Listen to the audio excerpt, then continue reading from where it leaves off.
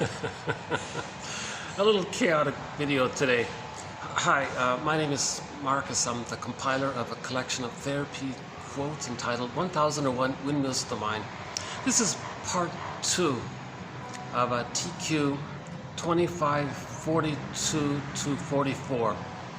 I just completed part 1 and I was sort of sweating a bit in it, and I thought, oh, let's just redo this video. And so I'm going to keep the part 1 anyways. It wasn't that bad as I thought it was, so I'm just going to continue and pick up more or less where I left off.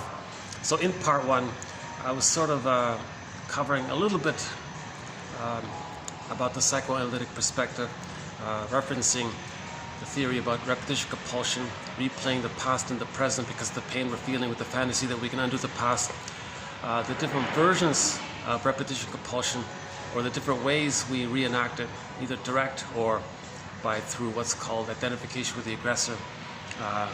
We started in on a little bit on Melanie Klein's theory about the paranoid schizoid position, and the goal of therapy is to advance and move forward to what's called the depressive position. The depressive position takes place when the baby can accept that the mother that there's two sides to the mother. He can hold that. If it's too painful and he can't hold it, then he still uses the either-or thinking. Whereas in the depressive position, he can be a little more accepting about the reality that the mother's not perfect, that she's a human, and she doesn't know it all, can't do it all, trying her best. Maybe she has trauma. So the child is a little more sort of a realistic appraisal of his mother as a person. That's called the depressive position. I think I'm just going to leave it there as just a small portion of 1001 Windmills of the Mind. So 1001 Windmills of the Mind is mainly about what's called developmental object relations theory, as spearheaded by James F. Masterson, one of our mentors, in his book The Search for the Real Self, plus the work of Karen Horney, plus the work of Edmund Bergler. Okay. So we cover the theories by Melanie Klein, William Fairbairn, Margaret Mahler, okay, Masterson, Bergler, Horney. Robert Bly sort of makes a guest appearance. Plus we have an array of quotes from excellent authors, Grotstein, Ogden, Aletha Horner, Dorothea MacArthur, Gilbert Rose recently, Andre Green, oh yeah, I forgot about him. In the last video, we spent the whole video just on music. Not much, there isn't much material on the psychoanalysis of music. So in this video, it'll be mainly sort of a part 2 of it. So in the last video, we just covered some people's little ideas about it. One is that the baby hears a kind of rhythm when he's in the womb. The heartbeat, of course, and the pulsating of the cord, and the flow of the blood. So one vein sends down, the two other veins spiral up, and there's a kind of a rhythm about this. And the child is hearing all this. And some people regard the cord as the baby's first sort of connection, otherness, even though it's a part of him. But it's comprised of sound. So in the beginning was the sound. The sound was with the mother, and the sound was the mother. So the first mother for the baby was the sound, music. Music, the realm of oceanic feeling. So we talked about, in the last video, we talked about Mott's, Francis Mott talks about a lot about this rhythm that comes from the cord. The baby's, his eyes are closed. He's in very close connection to this quote-unquote water snake. But the pulsating and the rhythm of the blood flow up, so the 2 goes up, so the helix thing, the spiral, 2 of the veins from the child go up, they spiral around the one that goes down. So there's three veins in the cord. And this motion of the food going down and the two going up, it based on the biology, and I'm not sure about it, it corresponds to the music scale, the 12 notes on the music scale, do, re, mi, fa, sol. So the origin of music is what the baby's hearing when he's in the womb. Now, that means when we listen to music, we're reminded of the connection to the safety with the mother. So music links us to the oneness with the mother. Now, the baby's in a state of bliss. So he's in the oneness with the mother. So music connects us to the feeling of oneness. Now, the baby feels very safe about himself. He thinks he's a little god. So music connects us to the time when we felt very safe and strong. And so when he's in the womb, he has a sense of himself as being safe and all good. Music links us to that. I wonder if I should maybe quickly redo some of that. Let's see.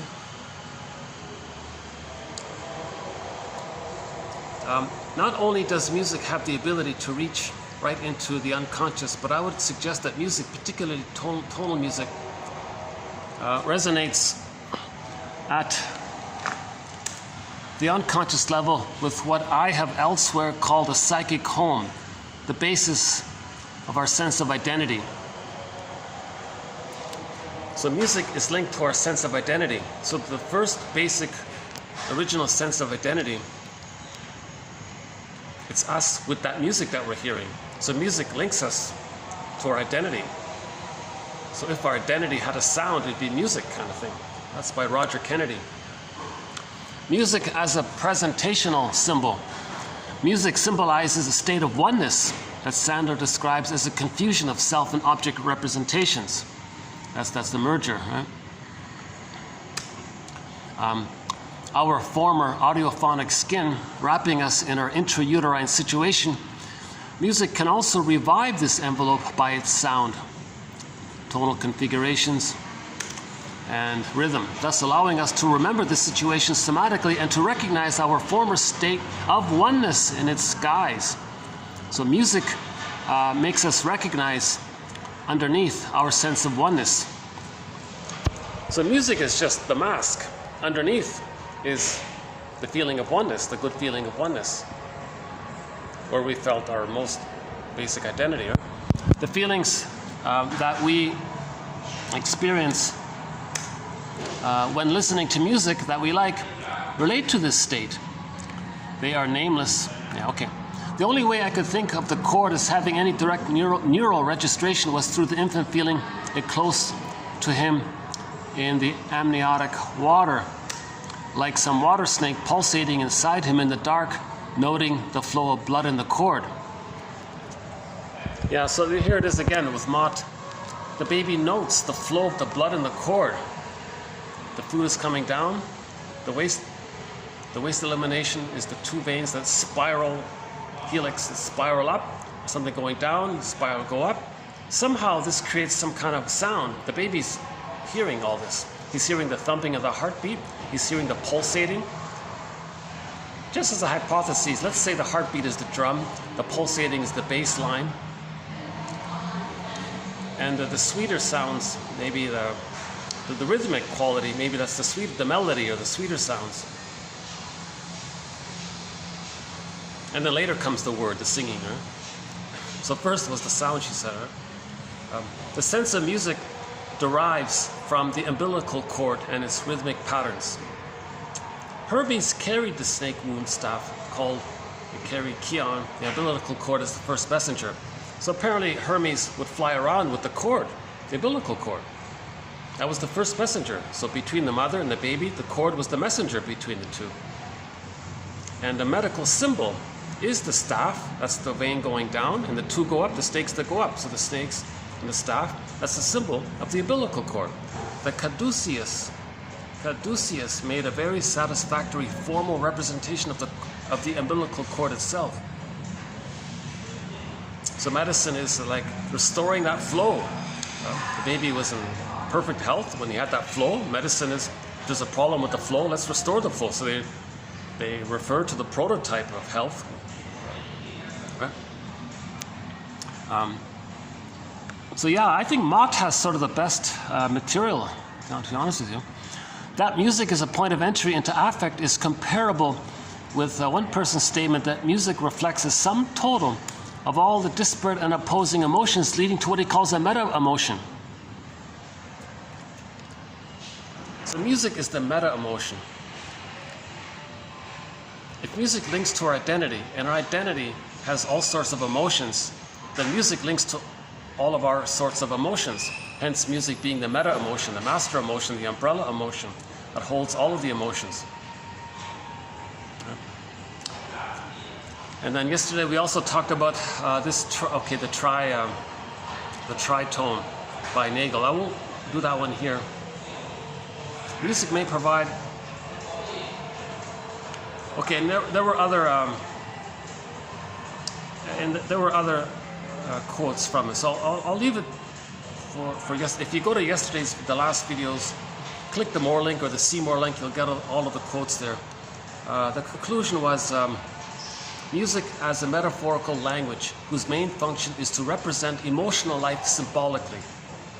Music as a metaphorical language whose main function is to represent emotional life symbolically. So music is a symbol for the emotions that we originally felt. So whatever music we're listening to, as long as it's got a beat, it's got some kind of rhythm, maybe some melody, that's a symbolic master emotion that links us to our identity, time of safety, time of oneness with the mother, time of bliss. So for a further discussion on that, check out the last video. So let's pick up from that point, and now in this video, let's continue with that. Music, the realm of oceanic feeling. Yeah, so the baby in the womb has oceanic feeling, oceanic bliss, the unico mystica. And when he's in the womb, he hears. Like the movement is vibration, so he hears it.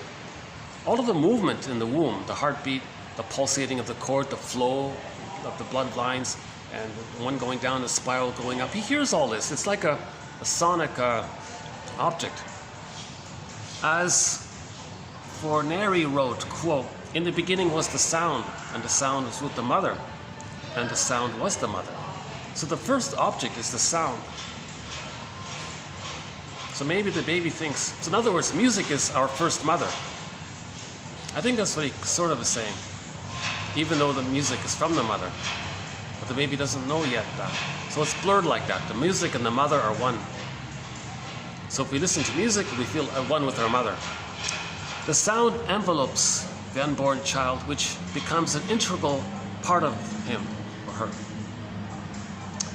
Suzanne Maiello used the term sonorous object, sound object, to describe the ensemble of the prenatal reminiscences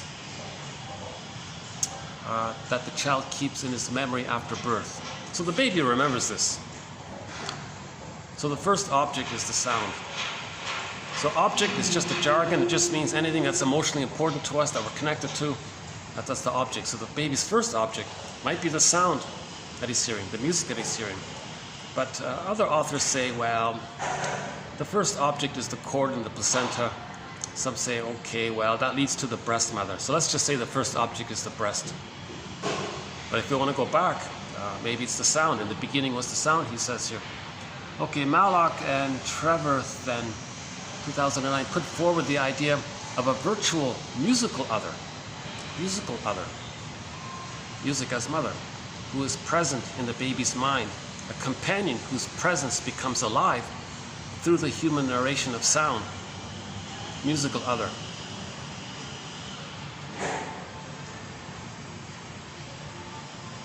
A companion. So the baby's first companion is the musical other. So when we listen to music now,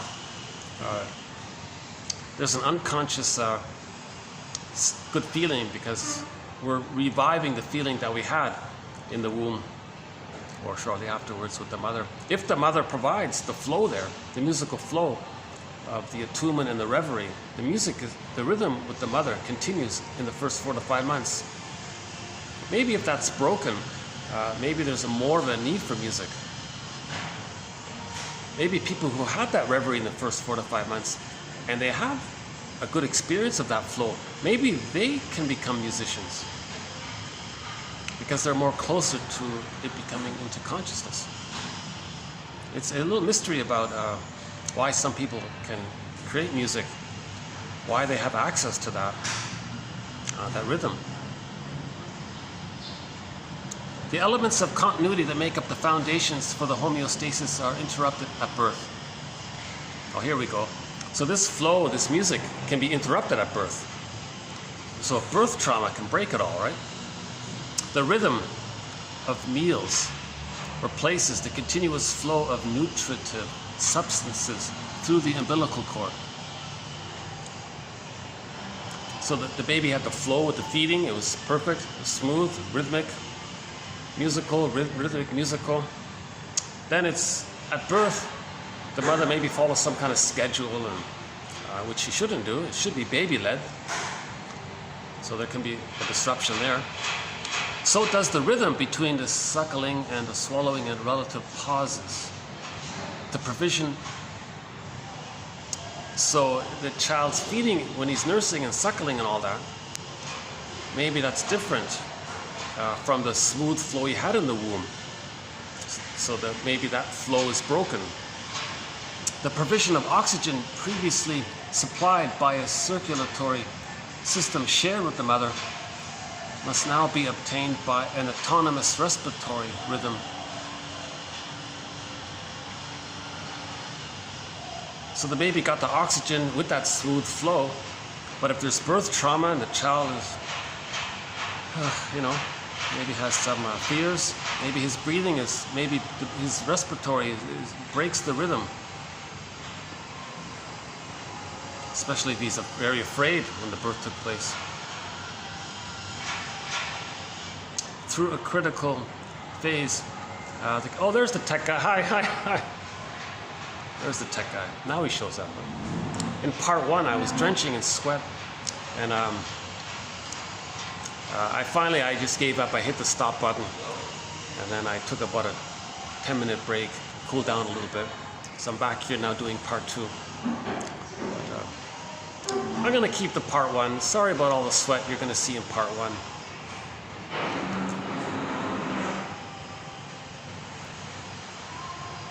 And I didn't even really complete it, so it's a very incomplete. But you never know. Sometimes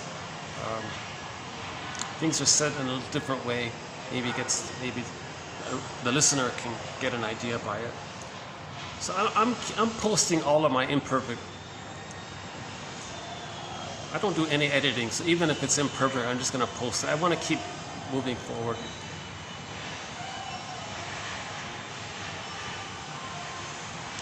I guess a part of me feels like there's still some kind of value in it, even though the delivery isn't perfect. Maybe it's partly my need to believe it, maybe it's partly I really feel it. Combination of the both. Combination of both. Through a critical phase, the continuous and reassuring sound of the mother's heartbeat gives way to the newborn's autonomous cardiac activity. So the baby had a regular smooth flow with the mother's heartbeat. There was a nice ongoing rhythm. But if there's birth trauma and the child has a different, if his heartbeat is kind of, he doesn't have that heart math that he had. So in other words, he had a perfect heart math, the theory about heart math. So now he's listening to his heartbeat, but if he's traumatized at birth, his heartbeat may not be as smooth as it was before. It may not be like a natural continuation of what he experienced. So in other words, the rhythm's broken when there's birth trauma. With completely different tonal and rhythmic characteristics. And the sounds of the mother's body. And the sounds of the mother's body are replaced by infinite sounds and noises from the external environment. Yeah. So if there are external noises, that's going to break the rhythm. So that's part of the plunder system. They create poverty and there's a lot of noise all around. And children are traumatized. They lose the rhythm. And then they lose their feelings. So then they become manic to create better conditions for themselves. That's exploited. So we won't talk about the plunder system. But that's why I noticed that people are born in noisy, crowded cities with noise pollution and all that. That's going to contribute to them missing the rhythm. I'll have to update that. Question mark on that. I'll have to update that one. I'm not sure about that one. About the external noises. Yeah, like I'm listening to this annoying, abrasive, tritone techno thumping thing. That's a violation of this discotheque nightclub kind of annoying, aggressive, abrasive, grinding, kind of overlapping, you know, like out of tune, or like you play two chords that don't belong together on top of each other. You kind of aggravate people.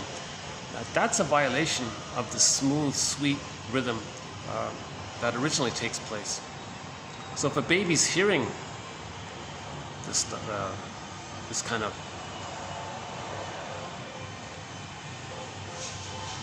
I would hate for the newborn baby to be born near some kind of discotheque or something. I have to listen to that. Okay. No longer muffled by the maternal container. And it might overwhelm the mother's ability to soothe the baby and keep the rhythm. In her therapy work with children, Baruzzi, 85, discovered the importance of sharing rhythmical experiences with another person and helping to get out of regressed states. So this thing about music therapy with children, if the children is kind of traumatized, she said, do some playful musical things. Try to reestablish a rhythm with the child. Throw the ball in a rhythmic, playful way. I would think the child playing with this puppy, that would be helpful. And that the child throws the ball with the frisbee, and the dog runs, gets the ball, and brings it back to the child. Just do that all day long. The child will feel better, I would think. Better yet with the parent, of course. But help the child get back some rhythm.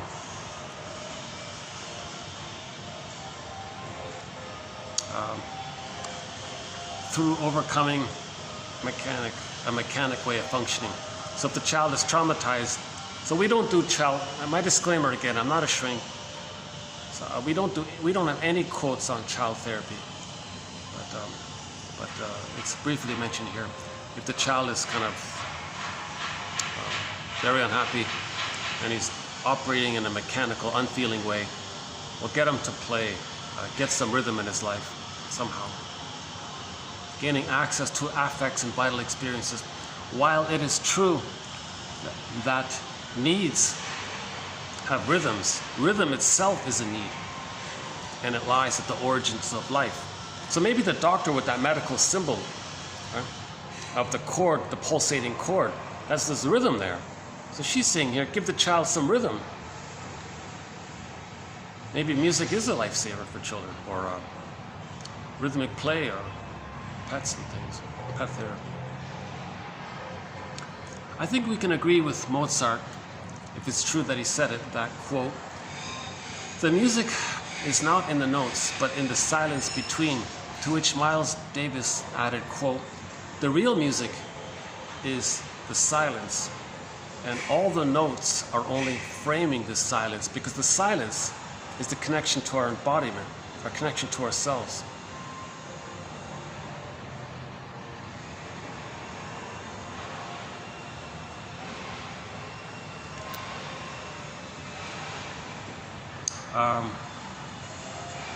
I didn't know this we know the story about Narcissus.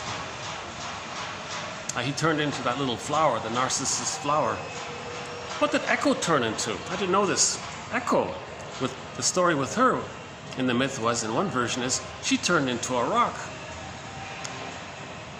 This illustrates how the missing mirroring that echo should have received literally turns her to stone, petrification.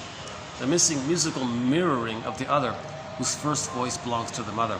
So in other words, Narcissus was frozen inside, like echo turning into a stone.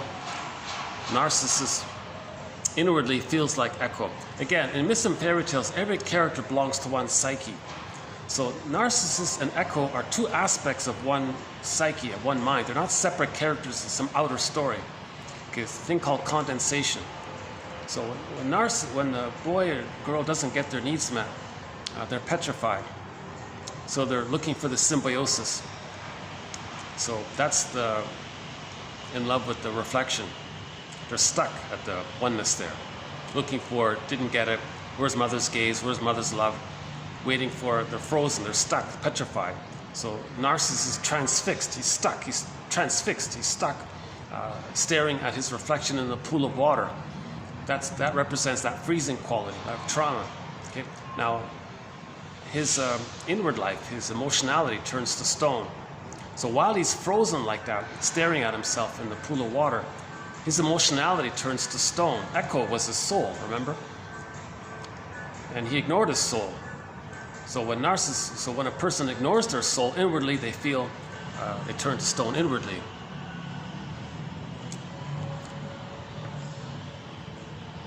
And there is this we don't have any songs from the band, Jeff Lynne's band, right? Jeff Lynne, he has a song called Turn to Stone, right? Yellow.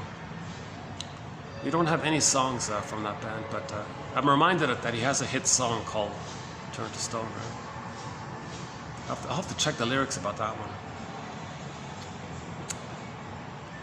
That's quite a graphic, eh? That echo.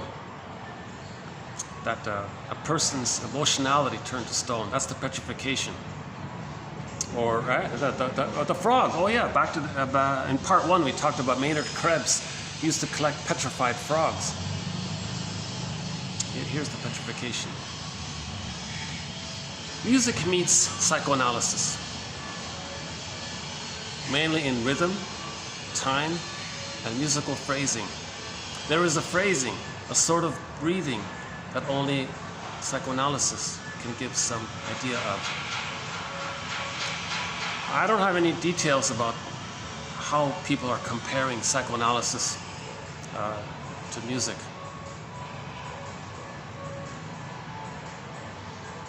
I don't even fully understand the comparison between mathematics and music, let alone psychoanalysis and music. But the idea of a kind of a phrasing, a rhythm, a time.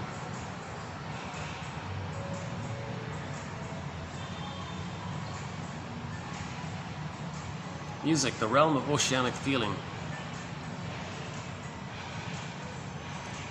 Not only does music have the ability to reach right into the unconscious, but I would suggest that music resonates at the unconscious level with what I have elsewhere called a psychic home. So music is the sound of our psychic home, meaning our soul castle. The soul castle, our embodiment, is our sense of identity. Our embodiment, Ithaca, for Odysseus, Ithaca, our sense of identity. Music is a symbol for that. Music is a symbol for the sounds we heard in the womb. Music is a symbol. Music is a symbol.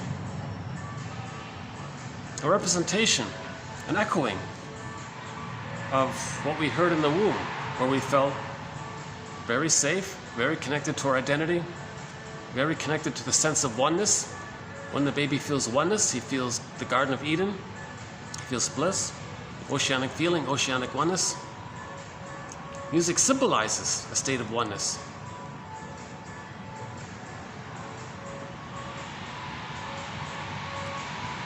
Our former state of oneness.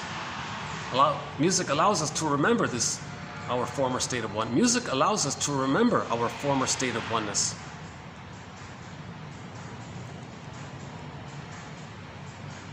And Amat says, well, think about this. The baby's in the womb. His eyes are closed. The cord is right there. He's got all these sounds. That's his first mother, these sounds. In the beginning was the sound.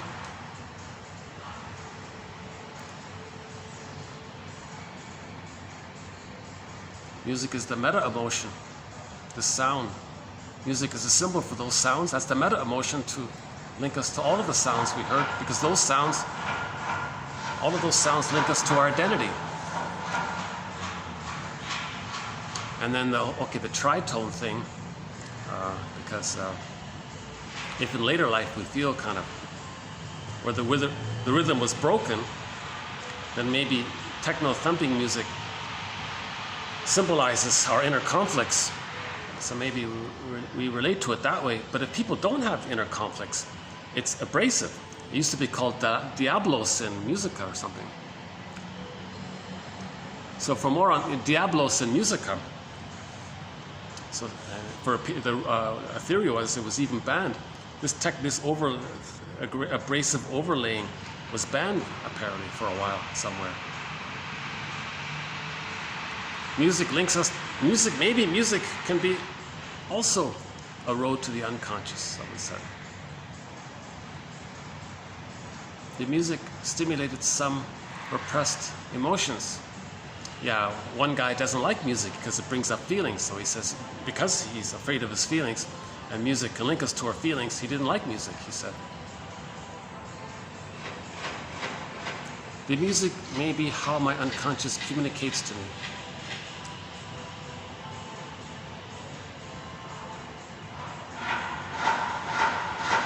What's this? Beethoven could find the good symbiotic mother who had eluded him all of his life. I don't know Beethoven's story, but if he had a disruption with his mother early on, maybe he created music to kind of find the oneness feeling. Always searching for the oneness feeling. The symbiotic relatedness of the mother and child across all sensory modalities, evoking early merger and fusion experiences as only music can. Music evokes early merger and fusion experiences, says Gilbert Rose. Music is the language of the emotions. Music is the language of the emotions.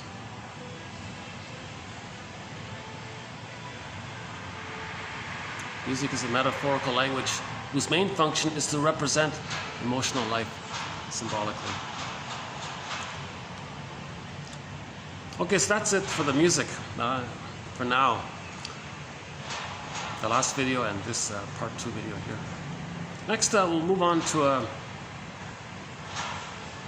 the clinger. We have a thread on the stinger and the clinger. If trauma takes place, as an oversimplification, if trauma takes place before 18 months, we're going to call them the stingers. Various personality patterns can spring around where the trauma takes place between birth and 18 months. If it's before 4 to 5 months, it can be the Iago type, just filled with envy.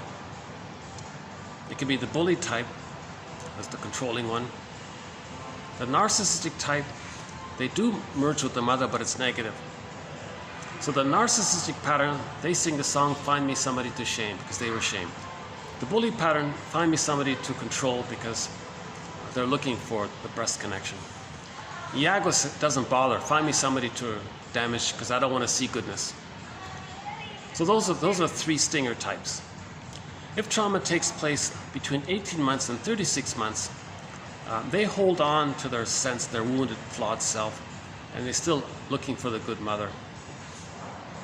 So they're very preoccupied about resuming development. Whereas the prior ones don't bother. They're sort of stuck in a more primal state. They don't really love yet. They're just replaying what happened to them. So in the prior ones, before 18 months, they give, all babies begin with, I'm not okay, you're okay. Babies think it's their job to save the mother. They failed, so they think they're not okay. The baby has to hallucinate that she's good. So he thinks because he's flawed, did he do something wrong? Unconscious guilt. So all babies begin with, I'm not okay, mother's okay. Mother must be seen as okay, but he feels pain. He takes it upon himself because he didn't save the mother. Because again, he thinks he's a little God. He should have saved the mother. He failed to save the mother, so he thinks he's flawed. So he thinks he's not okay. So all babies begin temporarily with, I'm not okay, you're okay. If it's so painful, the baby might identify with the aggressor. He gives himself up.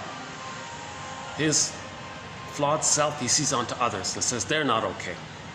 He adopts that fake mother is okay and he identifies with that and he says I'm okay.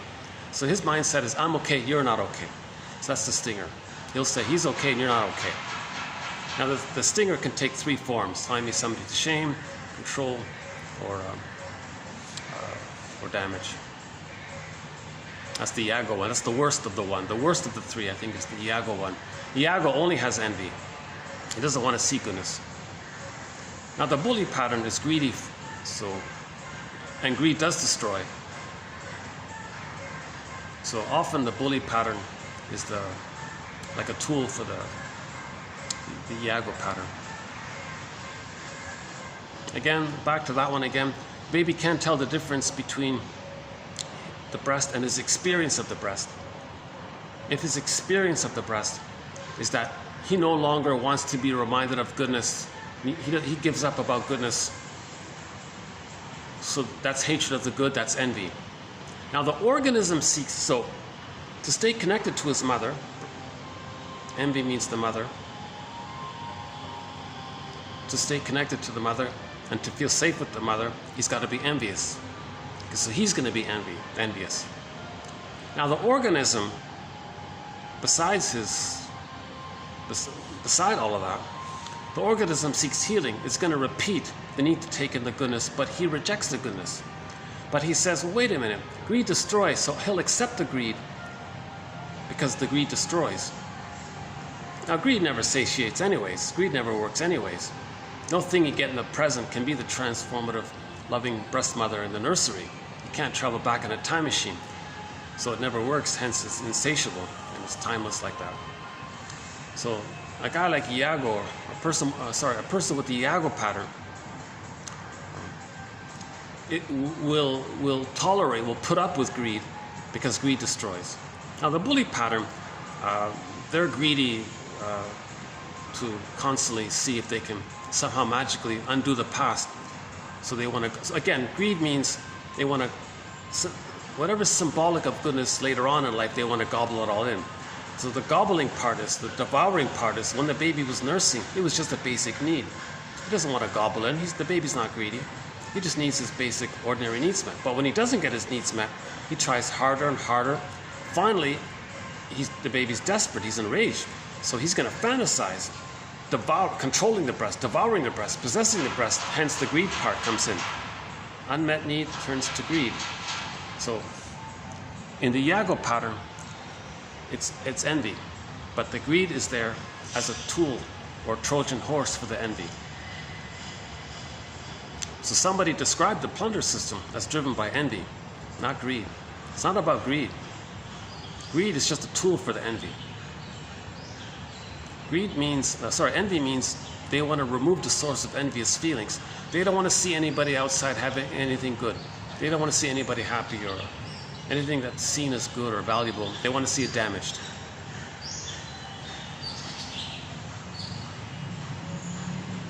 Now greed is the tool for that, so they engage in greed to cause the damage. Now, the confusing thing about greed is that it is addictive, because when you do possess something, you get a blip of serotonin. You're not getting the natural serotonin from the memories of having been loved and felt safe and getting the basic safety with the mother. You're just tricking the brain to make you feel safe at the moment to get a blip of serotonin. Again, serotonin is the chemistry of safety. You feel good, safe. When you feel, oh, it's all that. Oh, they're preparing for some event here, some kind of concert or something. Wow. What's all that, huh?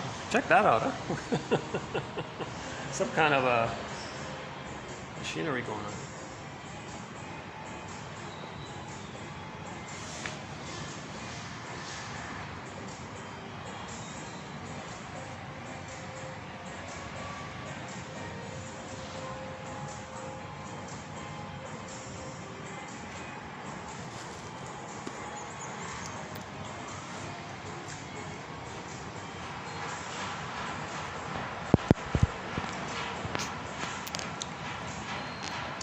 So we're talking about the stinger and the clinger thread. So we have a thread on the stinger and the clinger, but just I won't go into too much detail. But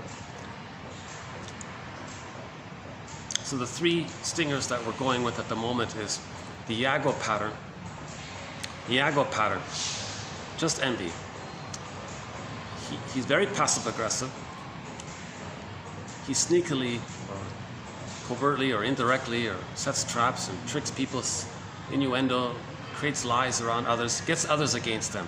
If others are against themselves, then things are destroyed. Then if things are destroyed, then he doesn't see goodness around him, then he's not triggered of goodness. Then if he's not triggered of goodness, then he's not reminded of the pain around goodness. So Iago wants to see goodness damaged, but he gets others to do the damaging. Others are greedy, that causes damage. So he may encourage others to be greedy. The Iago pattern won't accept goodness. He'll reject goodness. So that's probably one of the most disturbing of the stingers. Now the bully pattern, their repetition compulsion is to find a lackey, to be symbolic breast and get some kind of response. So they feel a little safe by the response of the one they fear. So they're a little belligerent and aggressive, to be controlling. They're controlling towards others because if they control them, then they reduce the chance of experiencing loss. They can't feel the pain of loss because they don't have the psychic structure to mourn loss, to accept loss. Again, with trauma, we lose our feelings. So they don't want to be reminded of loss, hence they're controlling. Now, related to the bully pattern is contempt. So they're always prepared. In case there is loss, they'll say, "Oh, who needs you anyways?" The sour grapes one.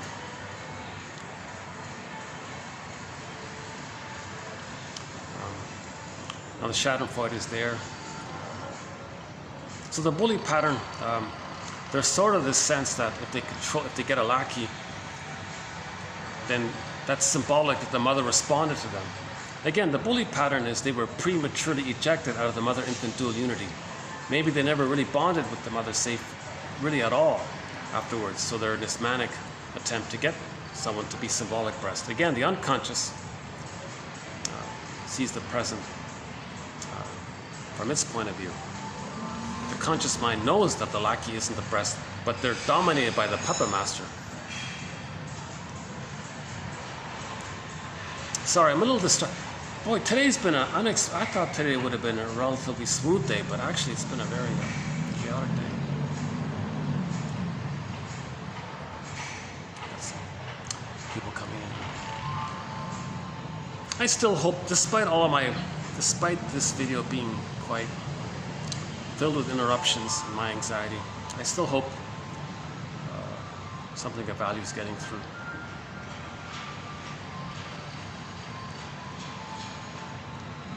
Okay, so the stinger types, they identify with the aggressor, they reject their woundedness, they see their innocent woundedness onto others, then they identify with the aggressor, and just as how they believe the mother thought that they were no good, they identify with the aggressor, they see their innocence onto others and say others are no good. So they're imitating the mother because they are loyal to her and they still want to save her.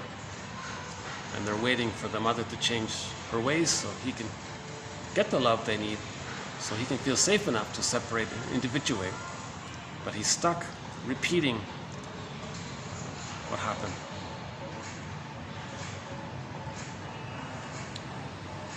So in the repetition compulsion, they're the stingers. Either someone to shame, someone to control, objectify, or someone to they just want to see hurt or damaged, so they don't see goodness. So that's I'm okay, you're not okay. Now the clinger managed to hold on to their soul. They didn't quite cross that line where they give themselves up altogether. So they still hold on to I'm not okay, you're okay. So the clinger is way more emotional overtly because they're accepting their sensitivity of being wounded and hurt. They accept all that. And they're more preoccupied and anxious because of that. Now they use this thing called sweet lemons. they're still looking for a good parent to resume development. They're stuck between 18 months and 36 months, the so-called rapprochement phase. They're still dependent on the other, but they hate the fact that they are dependent. But they have some gratitude and empathy and reparation and love, so they can move forward. So the clingers want to move forward to achieve their psychological birth. But sometimes, the clingers are kind of fooled easily, because a stinger will come along and present themselves as synthetically strong because of their because all of the energy is focused on their hate. So the clinger might say, he's kind of pretty consistent in he's aggressive, but he's pretty stable in his hate. That's kind of strong, right? So the clinger might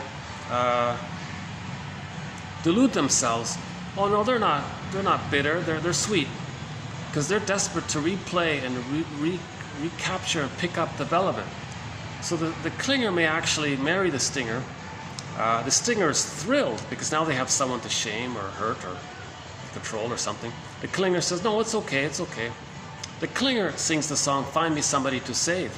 They still want to save the mother. Find me somebody to love, find me someone to save, because they want to resume development. Okay, the narcissistic pattern is thrilled to have somebody to shame. The clinger doesn't realize that their partner hates them the whole time, has contempt for them the whole time, is mocking them and cynical towards them the whole time. The clinger ignores it because they misinterpret their pseudo-aggression as some kind of synthetic strength, and they're looking for strength being good because they feel weak and wounded. They need someone to be strong. So they're very confused like that. Finally, the clinger wakes up and leaves, and then writes a self-help book called Codependent No More.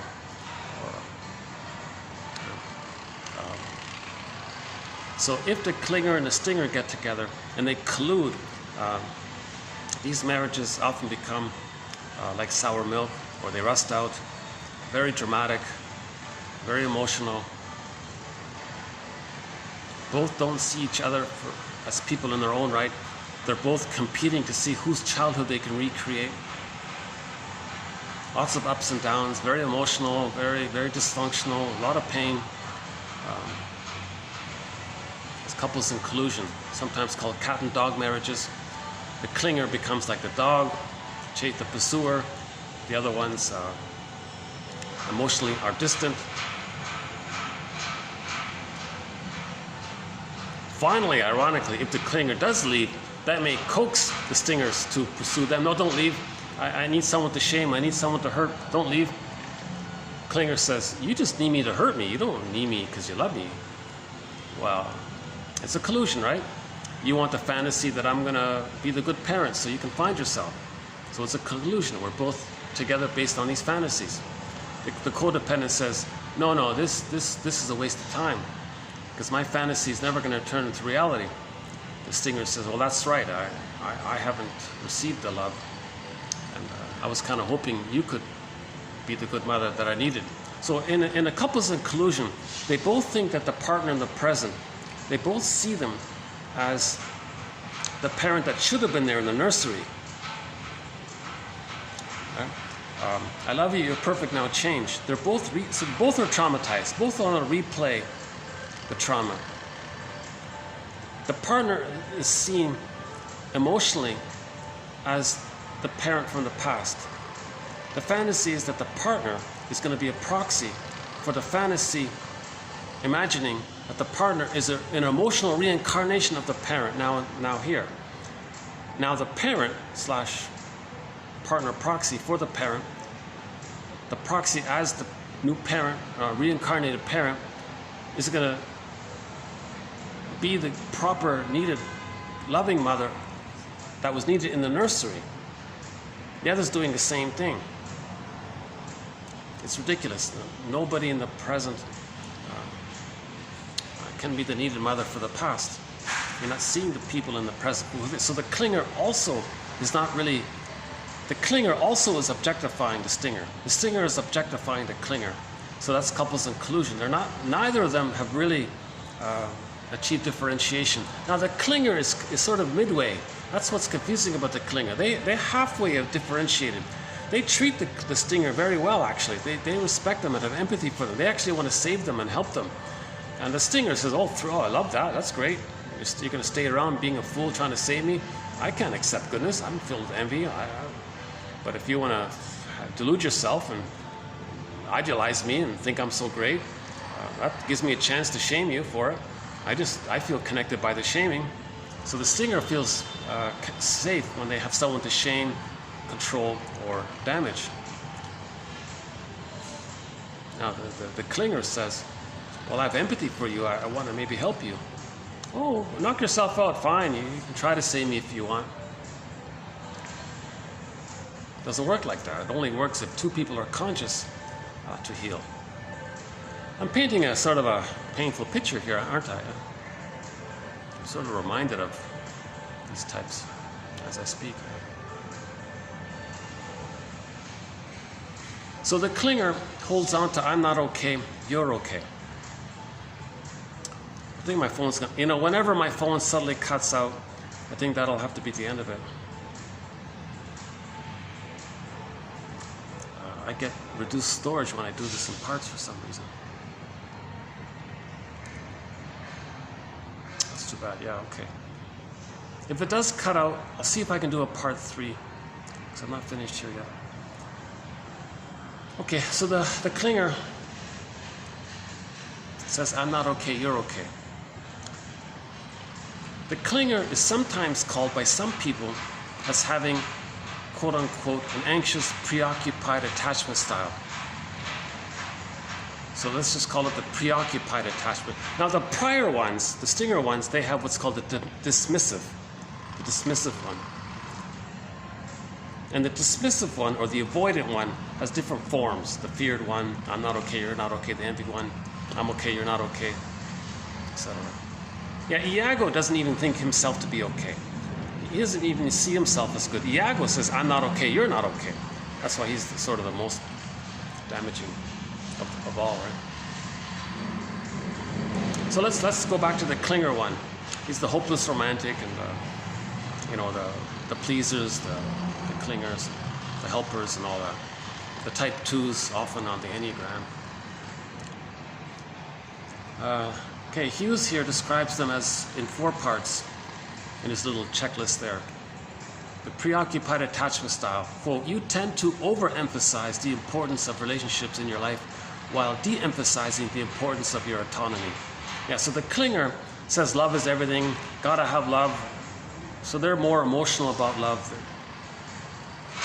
They're way more romantic about love. They're very focused on reestablishing the connection to resume development. They don't fully know their interests yet. They haven't fully differentiated yet. Number 2, you are likely to de-emphasize reasoning while stressing the importance of your emotions in making life choices and managing stress. So again, they're more in touch with their wounded feelings. They don't deny their vulnerability. Now the prior ones, the dismissive, avoidant ones, they squelched all that. They see all that onto others and hate weakness. See, the people that say they hate weakness, they hate vulnerability, they hate girly things, or they hate anything, flowers, feminine, they hate romantic comedies, they hate, they're talking about the pain associated with what happened to them when they were vulnerable and sensitive and Number 3, you tend to dwell, so preoccupied. Number 3, you tend to dwell on your past relationships a great deal without being able to reduce the influence of those relationships on your present relationships. Yeah. So they're preoccupied on the past, what happened, why'd you leave? And it affects your present relationships. You tend to dwell on your past relationships a great deal without being able to reduce the influence of those past relationships on your present relationships.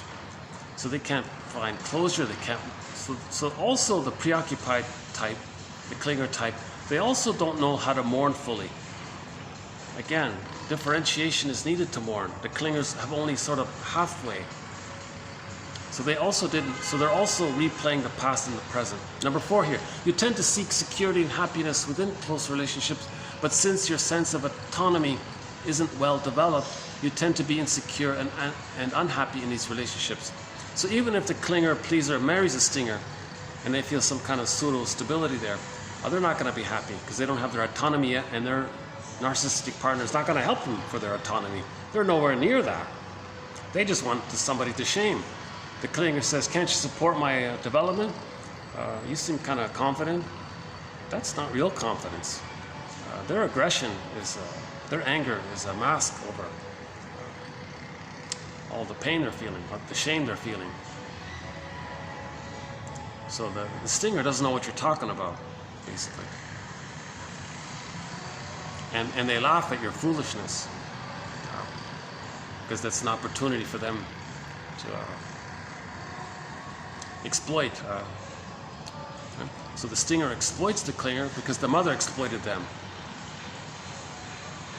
So the clingers, they're the ones that ruminate a lot about relationships. They go over and over again. What happened? Did I say this? I should have said this. Why didn't I say that? Even over little things. Maybe I shouldn't have called. I did call. I shouldn't have said this. Should I send an apology letter?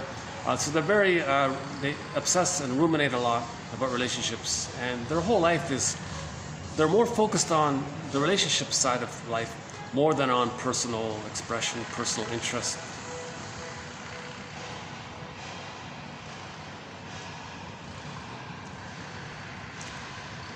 So we'll update this one about the preoccupied one. The goal is to move the preoccupied attachment style to the secure attachment style. Okay, next one here. 2544 on mainly on transference. Transference. We see the present. We transfer the past into the present. So we transfer the past into the present. We distort the present to replay the past. That's called transference. Transference leads the client to reenact to the therapist as if he or she were a significant person from the client's past because of the emotional unfinished business. So Bruce Brody says that the person knows that the person in the present isn't somebody from the childhood. But the puppet master doesn't care because of the emotional unfinished business. The puppet master is going to get the person to relate to the person as if they were the person in the past. See? So in the transference love, for example, okay, so-called falling in love, you fall back to the transfer. Unfinished business with the mother. Somebody in the present reminds you of the parent. So you think your partner is an emotional reincarnation of the parent. You're going to relate to your partner as if they were the parent. That's called transference. Now, if you're aware of it, that's okay.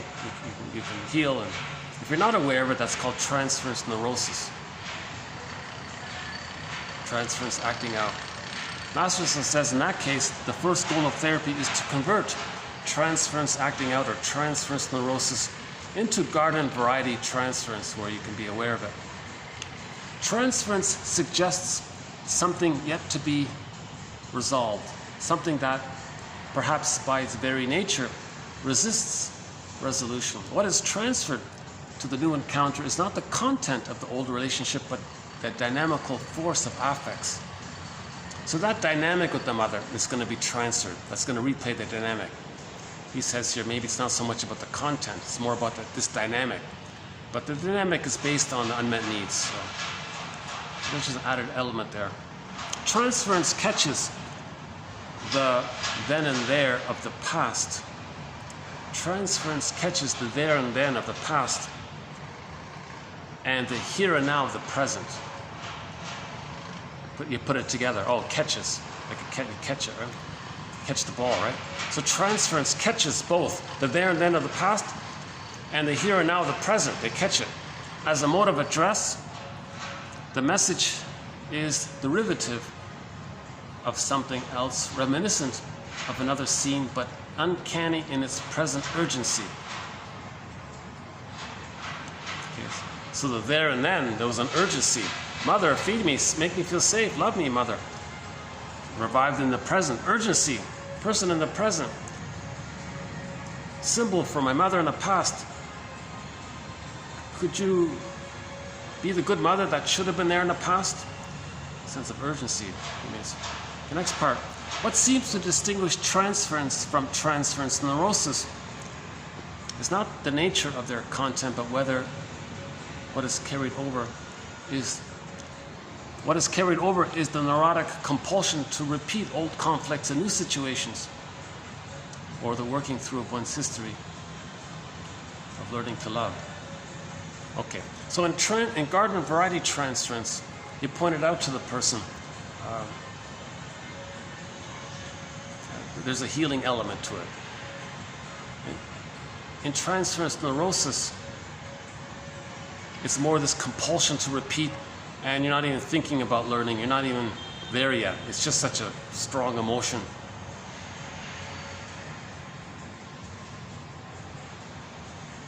But with transference, you're moving towards learning to love.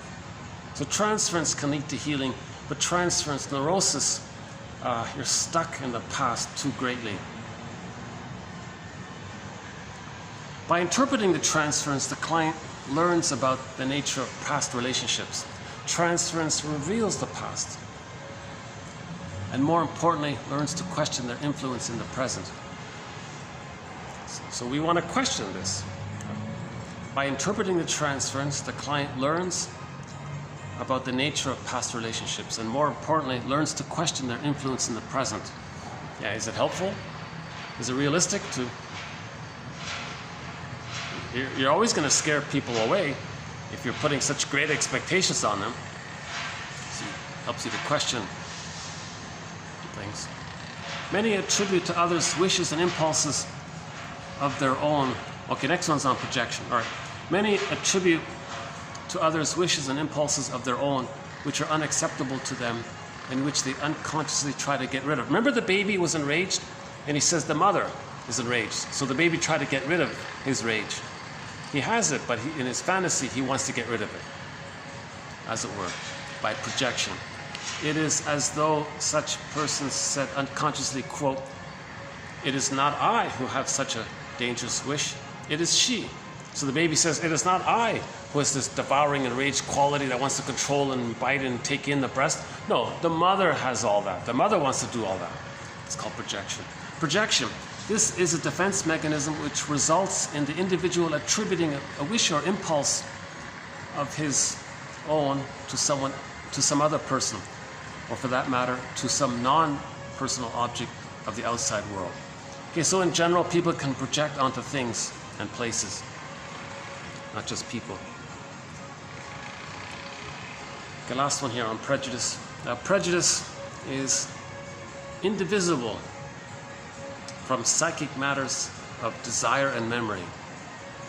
Prejudice is indivisible from emotional matters, psychic matters, psychological matters of desire and memory.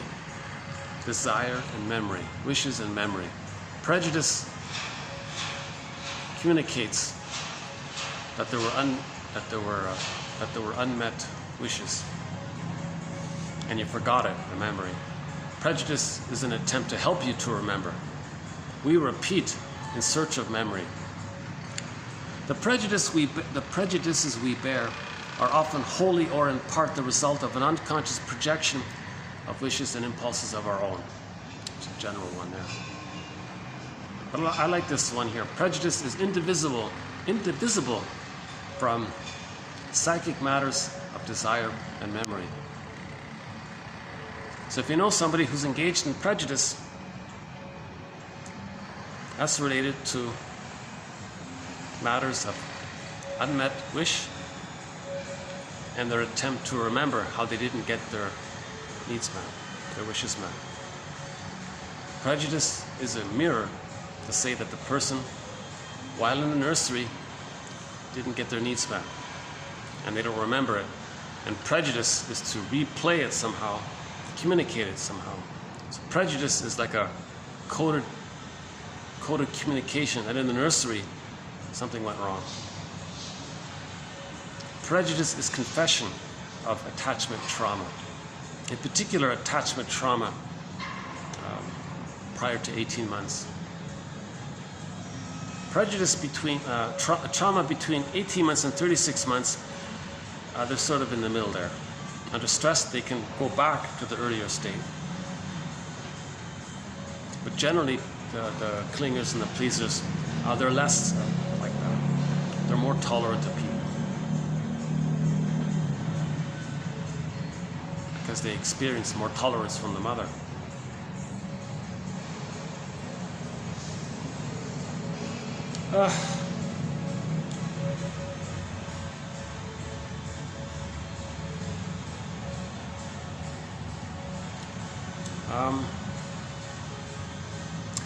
Yeah, I'm really having an off day today. So my part one was really kind of choppy. This part two is a little better, but I'm still feeling a little not fully present today.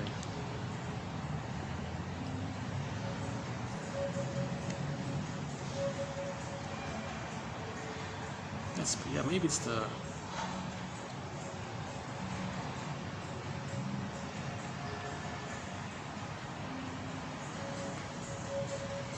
so TQs 24, 41, and 42 offer most of our quotes on the psychoanalysis of music. Yesterday we played a few good songs. We played More Than a Feeling, the Glee cover version. Not many people can do a very good cover of More Than a Feeling. I think the Glee cast version is excellent. Kelly Clarkson does also a good cover of it. We played a song from the Odyssey soundtrack called The Finale. The composer was Eduard Artemyev, Artemyev, just passed away. The composer to the soundtrack of the Odyssey. And we played a couple of other songs as well. It's on my mind, this issue about music. Are we constantly reminded of the sonics when we were in the womb? Is that this great appeal to music? It connects us to our bodies. It connects us to our embodiment. It connects us to our sense of self. We feel safe and at one ment, right? Now, this graining thing, this abrasive thing, it's interesting about that. Some musicians encourage a little bit of it. Rick Emmett says he'll do a little bit, just a little bit, to create the general pattern of tension and release, right? Movement and motion and relaxation, that general pattern of movement and resting kind of thing. So he'll create a little, he'll use the tritone effect to create a little tension so there's a release. So usually in every song there's some kind of tension and a release, right? So he does a little bit of that. But some of this modern techno stuff, they exaggerate it too much. Yesterday had one quote was maybe it represents some people having inner conflict, so they like it that way. The grunge and the punk and all this aggressive heavy metal, all this abrasive kind of stuff.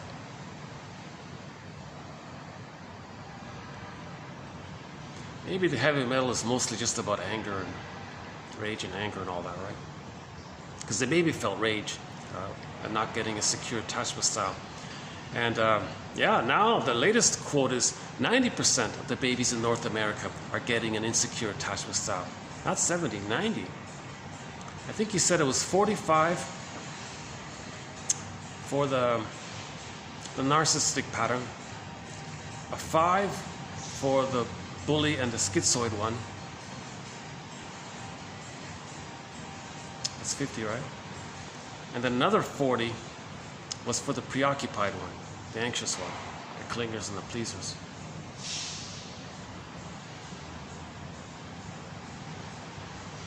So the clingers, you see the clingers, if only 10, oh that makes sense now, if only 10% of the babies had a secure attachment style, people with a secure attachment style are going to marry others with a secure attachment style because they want to engage in reciprocal relationships.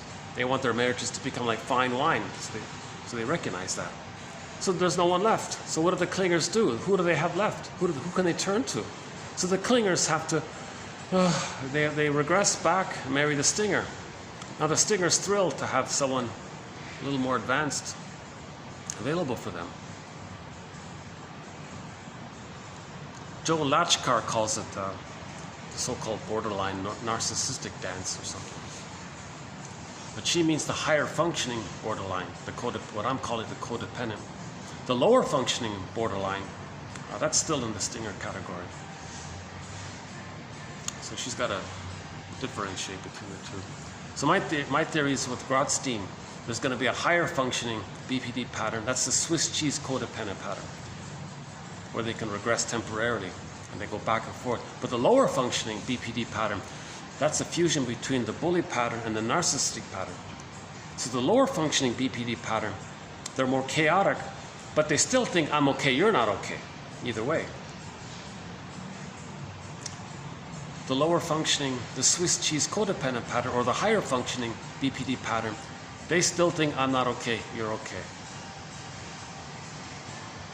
Now the lower functioning, if the higher functioning BPD pattern does feel very stressed and they go back to the bully pattern, that's when they maybe are more self-destructive. But the lower functioning one, they're destructive towards others. You see, the clingers and the pleasers, they blame themselves still. They still put it on themselves. Where the stingers ones say, forget that, I'm not going to take any more blame. I'm too pained, I'm too shamed by it. They can't go there. They can't accept the reality that they feel wounded and helpless underneath. They just project it outwardly. They take refuge in identification with the aggressor. They take refuge in holding on to the glorified image that they were little gods. They take refuge in the grandiosity, the infantile megalomania, the primary narcissism. They take refuge in the grandiose part self. The cynicism gratifies it. The Schadenfreude gratifies it. They take refuge in that. That's called the false self. The true self, they see unto others. They wound their own, they hate their own true self. They shame their own true self, which they see unto others, and they shame others. They're symbolically hating themselves, actually, seen onto others. Replaying what the mother did to them. Replaying what the mother did to them, that's their attachment to the mother. They're being loyal to the mother. Dysfunction, it means you're still being loyal to the mother because the person still has the fantasy that they got to save the mother. So they're going to be loyal in the attempt to have the ongoing effort, fantasy to think that they can still, through the loyalty, still have further chances to see if they can still save the mother. There's the dysfunction. So Morton Kieson makes a point about this. Dysfunction equals you're still trying to save the mother, protect the mother, heal the mother. Why? Because the baby didn't get their paradise needs met. They didn't get their secure base needs met. They didn't get their reverie, the mirroring, the improv, acceptance for their exploratory needs. They didn't get the line, the paradise. They didn't get their basic needs met for warmth and safety and trust, respect for their uniqueness, support for their separation and individuation. They didn't get all these things.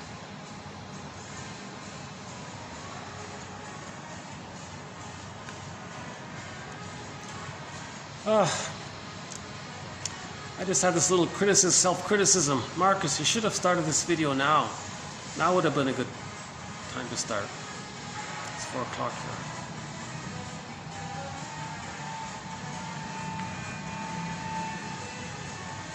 Maybe my anxiety and my eagerness to present these videos, maybe that's part of my preoccupied attachment. So the clingers, they're the ones. Oh yeah, his example, it's in the next video. So in the next video, we'll have some more quotes about the clinger, the codependent pattern, or the preoccupied, or the anxious attachment style. His example it's not a perfect example, it's just a ballpark general, it's not a very good, it's a very imperfect ballpark analogy. He said, his example was, the lady had a very thick contact lenses. One day she lost them, so she couldn't really see very well. So that made her grope more and be more intrusive. That was the comparison to the anxious attachment style. So people with the anxious attachment style are like that woman who lost her contact lenses, searching for safety, groping around. Where's the wall? Where's the table?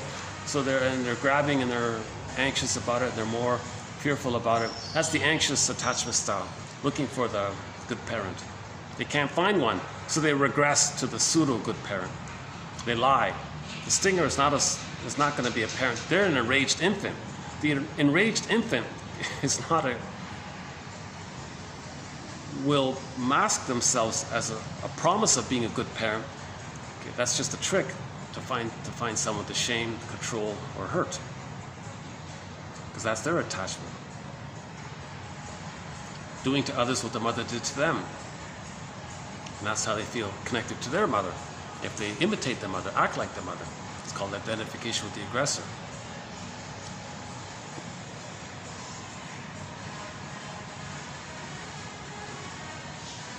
So he said, Hughes said, those with the dismissive or avoidant attachment style, they gotta move towards the secure attachment style as well. But to do it, you gotta engage in the mourning process. To engage in the mourning process, you gotta have some truth. The truth will upset you free. Only the truth will upset you free. The truth is, number one, the greatest hurt of all. Mother failed us. She didn't provide a secure attachment style. Now you got to enter into you got to be a psychological detective. Find your parents' psychobiography. That's called honoring your parents. Meaning knowing that, understand the truth about them. They couldn't do it all. They would have if they could have. Again, Bruce Springsteen, Toronto, Independence Day, YouTube. Listen to the introduction to his song, Independence Day, when he sang it in Toronto. Seeing your parents as people. You're startled that your parents are people with hopes and dreams that didn't pan out, but there were some blessings for you. Rosanna Deerchild, the more, quote, the more I learned of my mother's story, the more of a person she was. What dreams and hopes did your parents have beyond their role as a parent? See them as people. That helps to forgive the parents. Were the parents victims of the plunder system? Were they born in an environment with lots of noises around? And they lost the rhythm because of it. I'm still confused around how it is that some can be musicians and recreate the rhythm and some can't, but they're thrilled to bask and listen to the rhythm created. So the audience members in the concert, or the person listening to music, is listening to a symbol of what they heard and felt in the womb. But the people who create the music, they seem to have some kind of access to that rhythm, either because they had a very good time in the womb, there wasn't birth trauma, maybe there wasn't birth trauma, maybe the mother did play in a rhythmic musical way with them as children. So maybe they have that embedded memory, so they can offer it. But if there's too much shock birth trauma, and the mother tried to offer, but she couldn't, it didn't work, maybe the person has negative feelings around music. If it's not too disappointing, then they love music because it offers a reconnection to the first mother. Music in the womb is the first mother, so they're being reminded of being connected to the first mother. Music in the womb, the cord, the sound of the cord. The cord leads to the placenta. The placenta cord leads to the mother. The whole system. So the music they heard in the womb connects to the whole system of the oneness of the baby being one with the mother.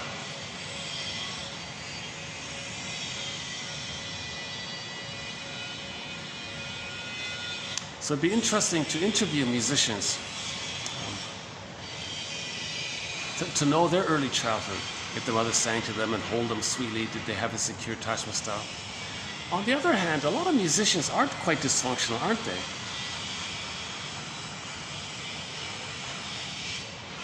A lot of musicians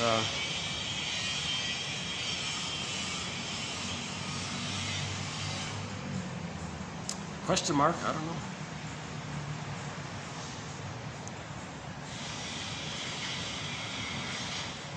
Yeah, I'll have to leave it at that one. Yeah, that's a huge question mark for me personally. But I'm very curious, you know, how it is that some people can be good at music and others can't, you know.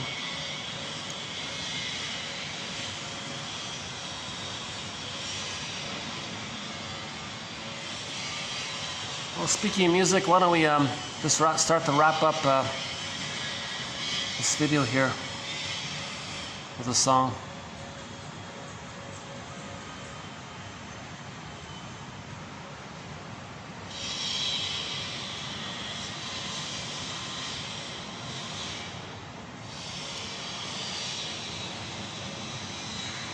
Chilliwack.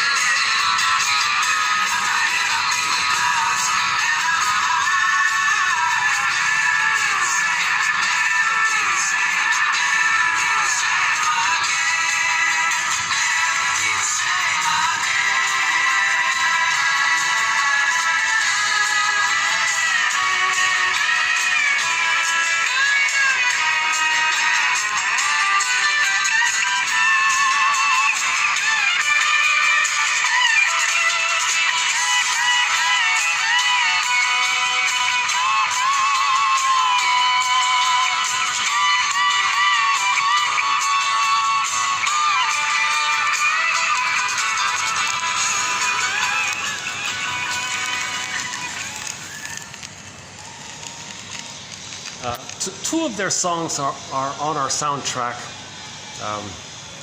Fly at Night, this one here, Never Be the Same. We have a lot of classic rock on our soundtrack. And I'm adding songs from around the world as I can find them. So we recently added a very good song from Turkey. So I'm trying to get songs from all around the world. So we'll keep adding it. Some opera, some folk, a lot of indigenous singers. Beatrice Deer, Beatrice Deer, Eli Sappi, Robbie Romero, Willie Mitchell, Willie Dunn, two Willies, Kelly Fraser, Claude McKenzie, Brian Andre. We have a lot of good songs from Brian Andre. The Cashton Band, Cashton. Susan Aglu-Clark, a couple of her songs. I think we have 3 of her songs on there. And many others, yeah. A lot of great music from Indigenous singers, a lot. A lot of our Eastern Owl, we recently played a couple of songs by the band Eastern Owl, a song called Child Protection, another one called Indian Act, one from Joni Luzon, Broken Spirit, that one. Ann Shell is another major voice, Ann Shell. The band Delirium, we have 4 of their songs. Delirium, yeah. Should we play a Delirium song? Here's one of their songs, Delirium. Oh, hang on. Let's pick up a Delirium song. Hold on a sec. How about Truly? Wanna play that one? Okay, let's play. We haven't played this in a while. Here's a song called Truly by Delirium. Interesting name for a band, huh?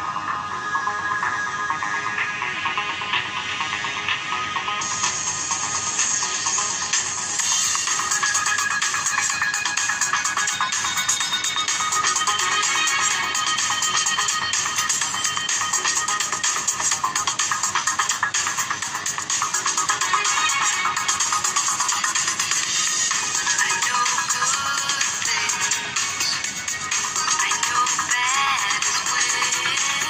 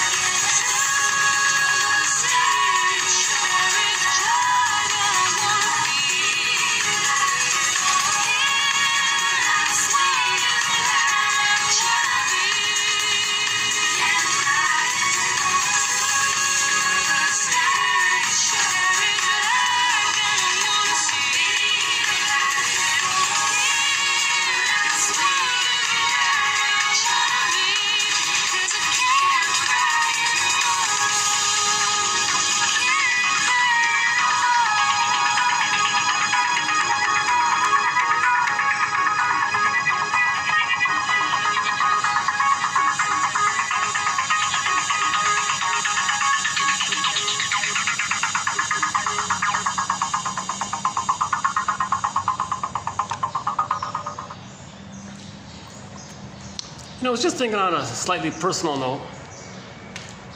Oh, there's that cute little, I don't know what this little guy is called, but I don't know if he's showing it. This little black and white bird there, yeah. But that last video, 2541, on the topic of music. Truth is, there's something going on with those quotes, because I did get a pleasant dream. I felt a little more myself, put it that way. I felt a little bit myself, and it was prompted after I delivered those quotes. So here's my guess. Check out the last video, 2541, and read through those quotes, and maybe read the added ones here, 2542. So those are the core quotes on music. Read them all, write them out or something, like copy them, work with them or ponder them, or I say copy them, handwrite them out or type them out or do something. Just interact, put it that way, interact with the quotes. Have some kind of interaction with the quotes. Talk about them or something, or write it down or something. Spend a little time with them. Read them, put it aside, read it again. Research or look up an author. Read a little bit of Francis Mott's book, The Universal One, or Julie Nagel's book called Melodies of the Mind, or today's one, what's it called again? Oh, the author's name is there. We got the author's name. That guy, yeah, that one today. He's from Argentina. Very heavy in the jargon, but it's okay. Yeah, I think if you read the quotes, the music quotes, the common theme of these quotes on the psychoanalysis of music is that it's a meta-emotion referencing us to the sounds of paradise in the womb. So whatever music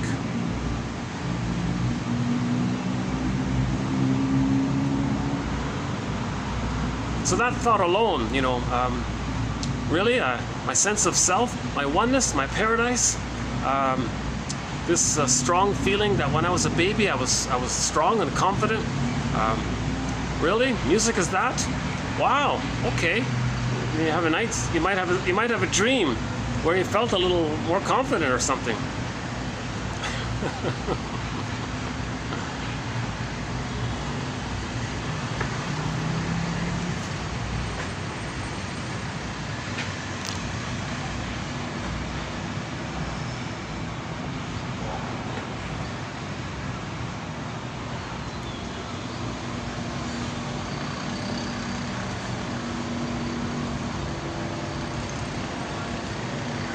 Starting to cool down a bit.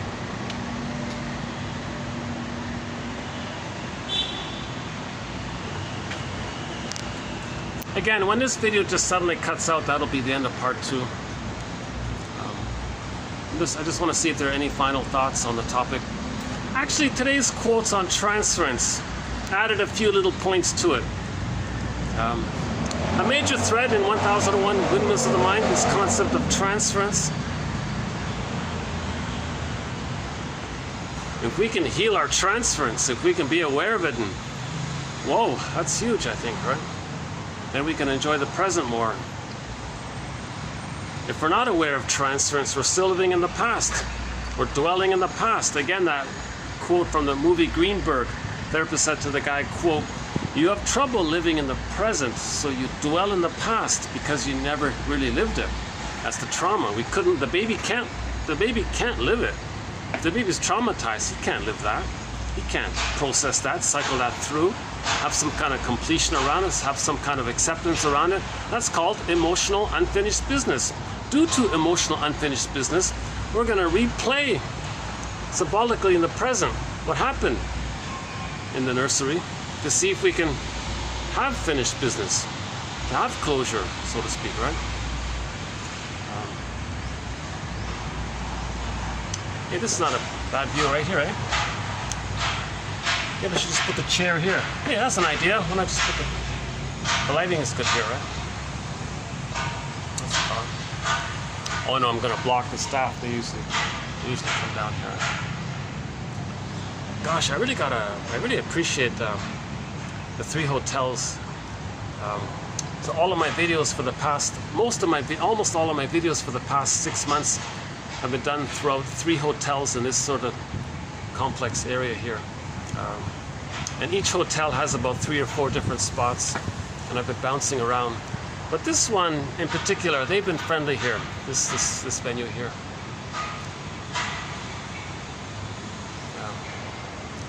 I appreciate that.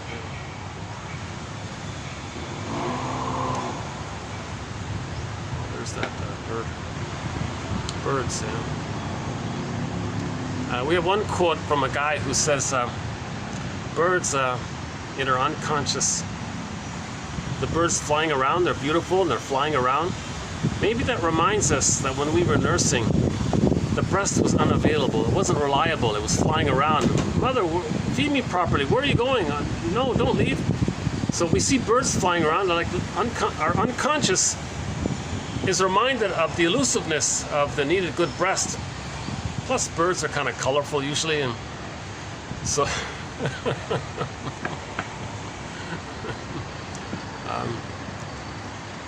the crow, one of our companion animals, the crow. The crow is the keeper of psychological and spiritual knowledge.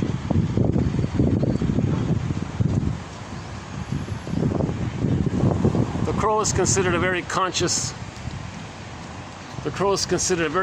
bird. So some indigenous cultures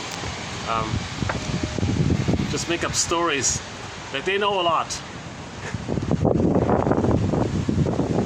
I'm reminded of last year when I was in a cottage, a baby crow flew down the chimney into the basement, out of the wood stove and up into the mudroom there, and it was stuck flapping around into the mudroom. The little bird didn't know how to retrace his steps back up to the chimney, so he was just stuck flapping around. And one morning there was a commotion of crows out beside me, my window there. This is unusual, I've never seen this before. So the crows were flapping around as if to get my attention. So because of the commotion the crows were making, I finally learned that there was a baby crow flapping around in the mudroom. So I opened up the door, let the baby crow out, and they all flew off together. That was kind of my first real intimate encounter with the crow. And they got really bright, shiny eyes, you know, the crows, right? They're very, they do seem to be quite intelligent. Oh, here's a good view.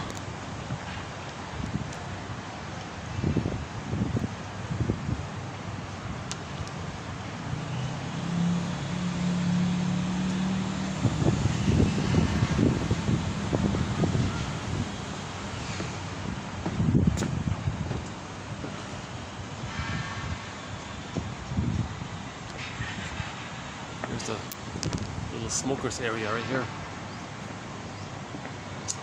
Litter bug, eh? Now, if people are on holiday, maybe they feel like take it easier. Someone will take care of them. But that does remind me about, yeah, we talked about the plastic. There's some plastic there. We talked about the 10 billion tons of plastic dumped into the ocean. 10 billion tons of plastic just dumped into the ocean, and all these birds are, someone said if that continues, there'll be no marine life anymore. If that continues. So that's the theory about that is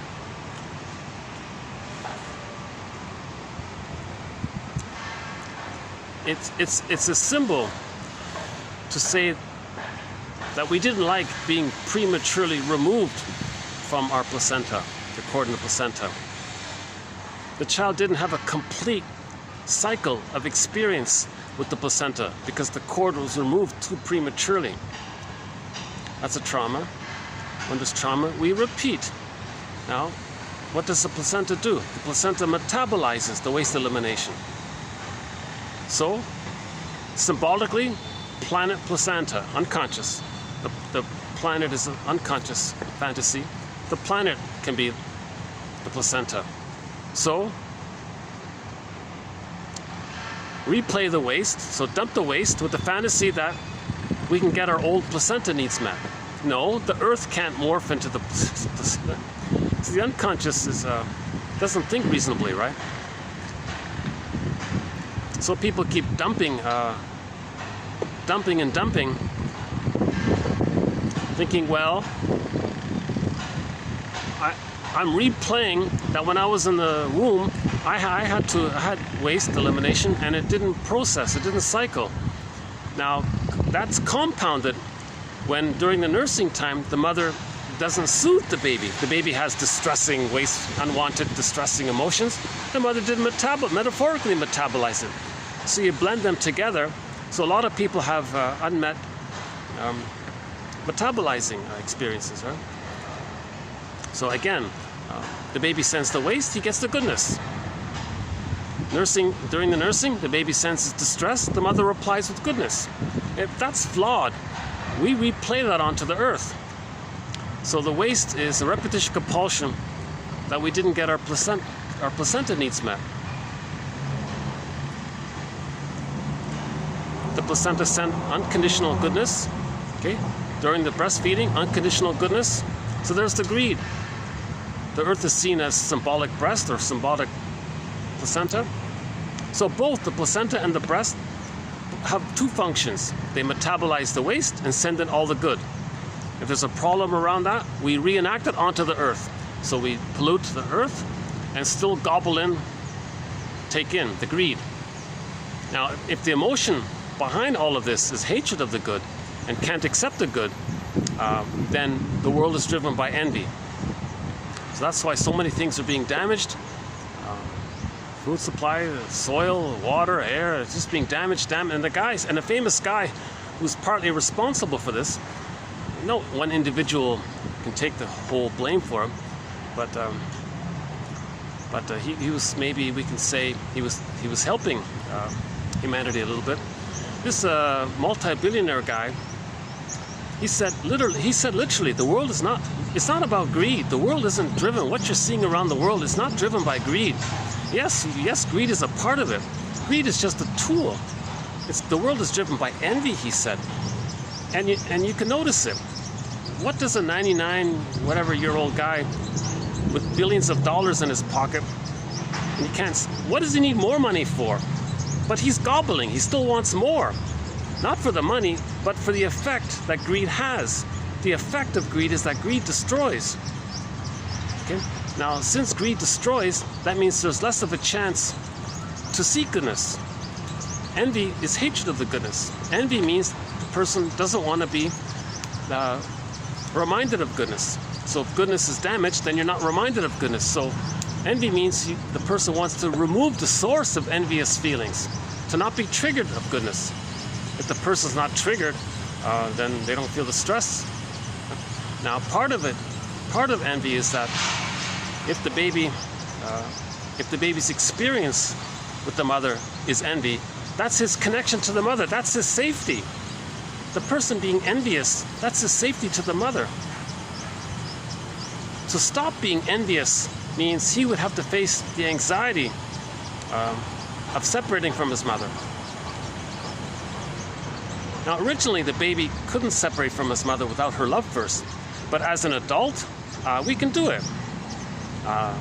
With consciousness and a little support, we can do it. That's called the second journey of midlife, the hero's journey, the second journey, the midlife audit, the midlife examination period, the know thyself movement, the heal thyself movement, the self-reparenting movement, the mythopoetic movement, the mental, emotional, spiritual hygiene movement, the moral revolution, the empathy revolution. So this is So the know thyself movement, that's what it's for. Man's main task is to give psychological birth to himself, if he didn't get it naturally, with a secure attachment style. Now, if that's correct from this morning's quote that I read, only 10% of the babies in North America are receiving a secure attachment style. So 90% of the people are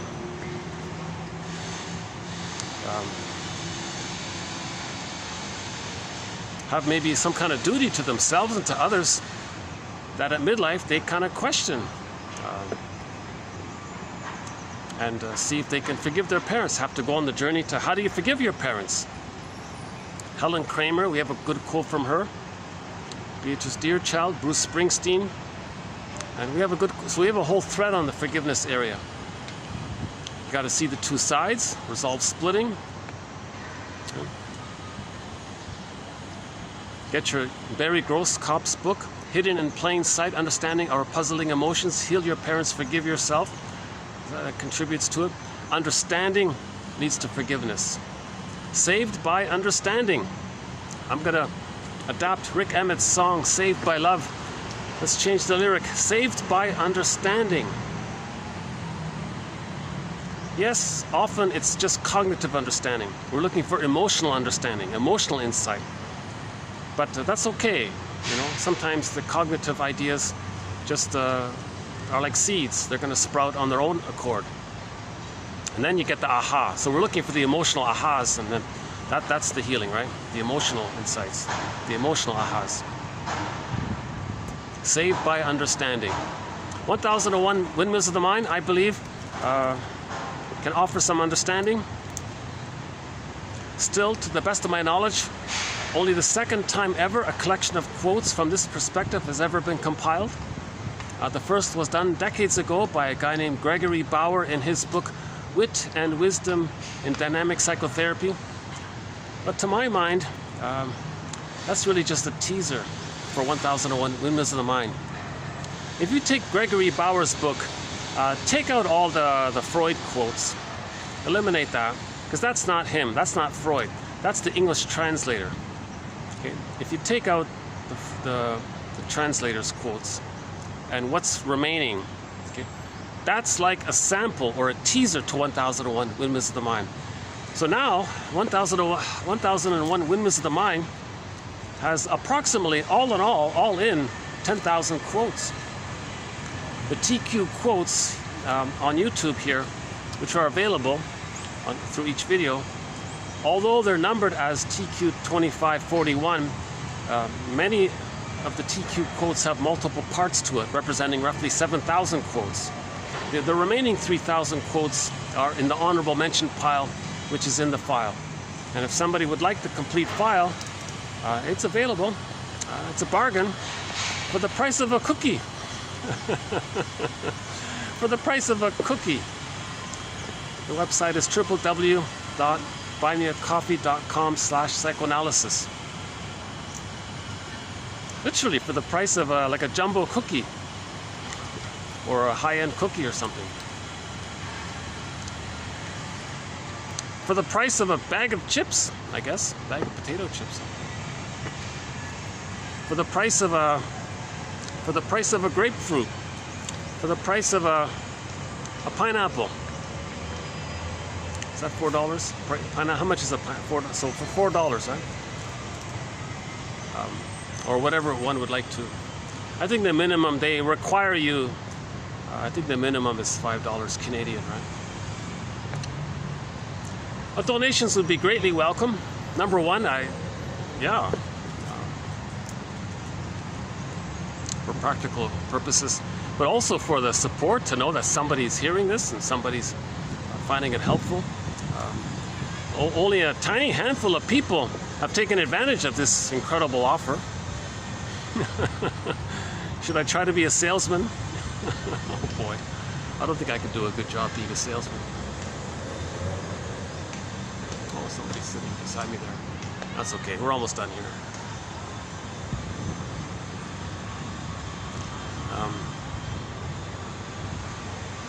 But in effect, it's an encyclopedia of soul repair from this psychoanalytic perspective. Okay? No Lacan, don't worry. No obscure stuff. No really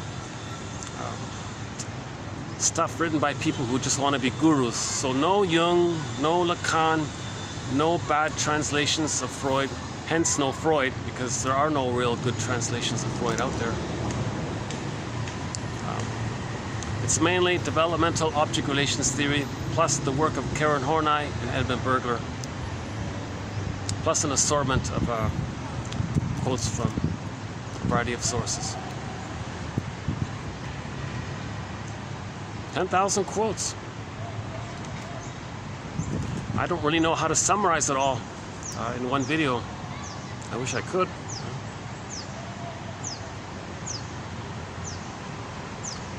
We have an exciting thread on quotes from TV shows and movies. Judd for the Defense, very psychologically minded legal drama. The Fugitive, the one starring David Janssen. I mentioned the Dobie Gillis in the part 1. I have a couple of quotes from there. That 70s show Rhoda, actually, we have one from that one.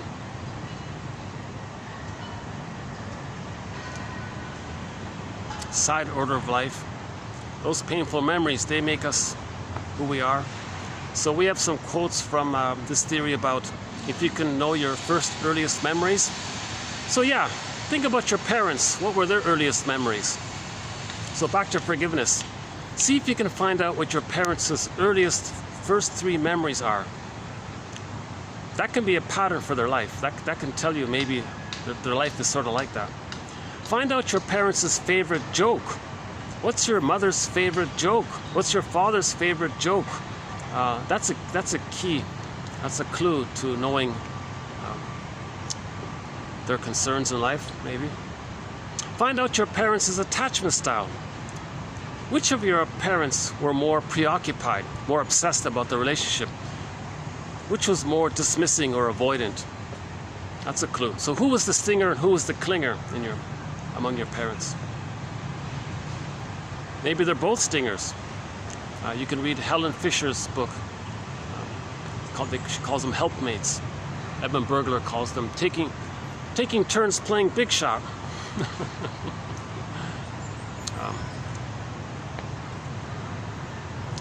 We don't have too many quotes from Helen Fisher.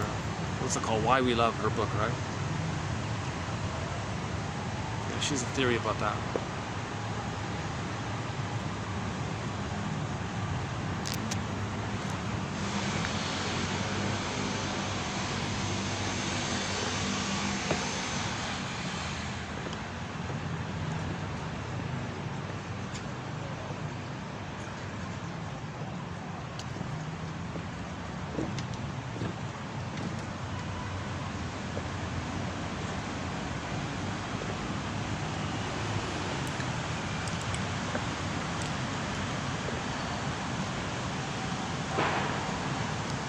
Anything else?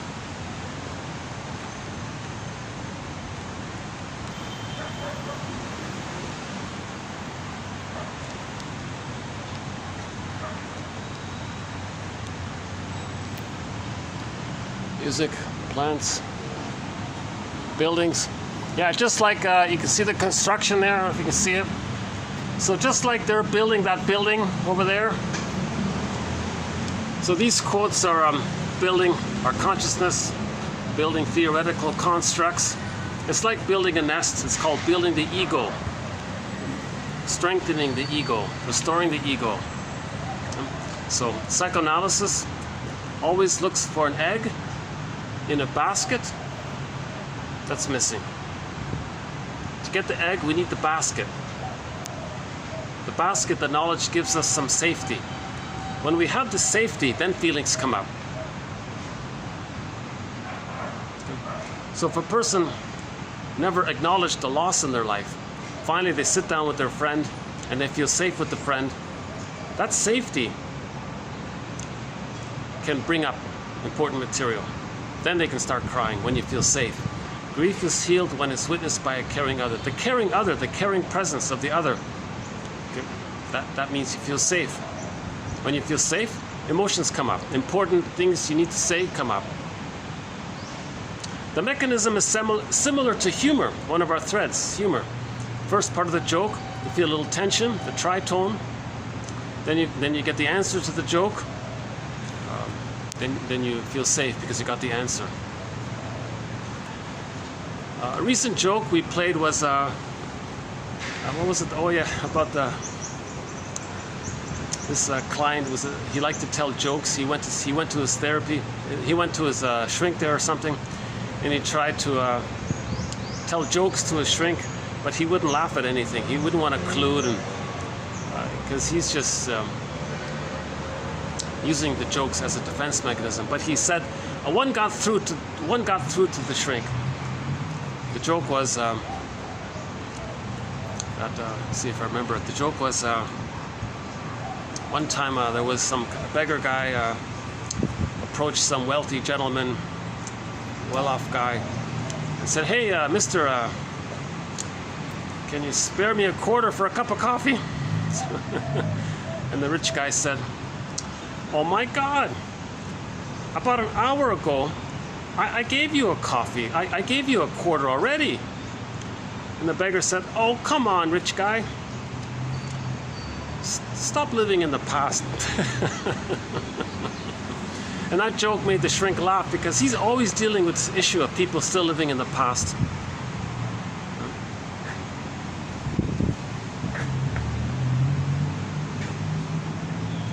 The past, unfinished emotional business. We lost our golden ball, we lost our embodiment. Emotional petrification. That's sort of an exaggerated one, that one. Yeah, I think that's a symbol for emotional petrification. Put it this way, that frog, Maynard Krebs, so a character in the 50s or 60s sitcom called The Many Loves of Dobie Gillis. There was a character, a guy named Maynard Krebs. He had this hobby of collecting petrified frogs.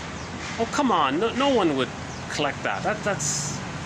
I think they made that as a symbol that when there's trauma, we feel emotional. We feel that emotionally. So that petrified frog is a symbol for the emotionality within. Not literal. We're not literally frozen like that. We're not literally like that, but it's a symbol. It points to our emotionality. Right? And maybe Maynard Krebs himself feels emotionally petrified within himself. Maybe that character has a kind of, because he couldn't learn well, he couldn't concentrate at school, always daydreaming a lot and just playing with his bongos or whatever. Didn't really want to grow up or take life seriously. So he was kind of childlike that way. But nice guy and all that.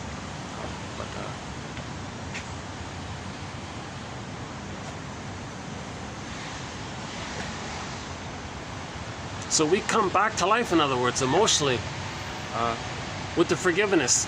I think this is seen in the Disney movie Inside Out, where joy and sadness was able to return to the console, okay, to the operating system for the person, with the help of rage and shame. Okay. So in order for joy and sadness, when they zooped back, when they flew back to the console, and they were flapping at the glass there. They were kind of knocking on the window there or something. How did they get in? It was with the help of anger turning into rage. Okay, the fire from his head, right? The rage one. And the character disgust, I think, now represented the shame emotionally. So when we face the shame and disgust and rage, when we face that feeling of rage and disgust at how we were treated by our mothers, then joy and sadness can come back. That allows some kind of safety to bring joy and sadness to come back, because now we're knowing ourselves, now we're seeing things, now we're getting narrative truth, now we're getting our story, now we're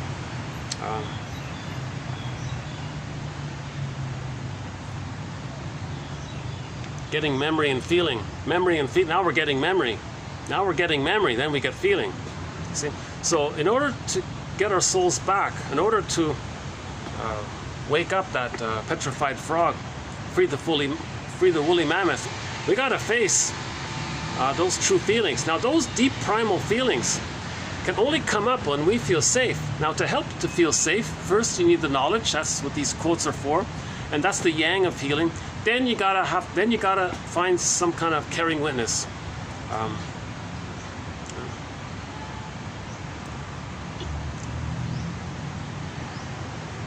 So the caring witness has some consciousness about this and knows what's happening.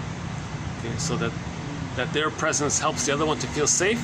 And the feelings come up. The immense relief, immense emotional liberation, emancipate, Bob Marley's song, emancipate yourself from mental petrification. None but ourselves can set us free.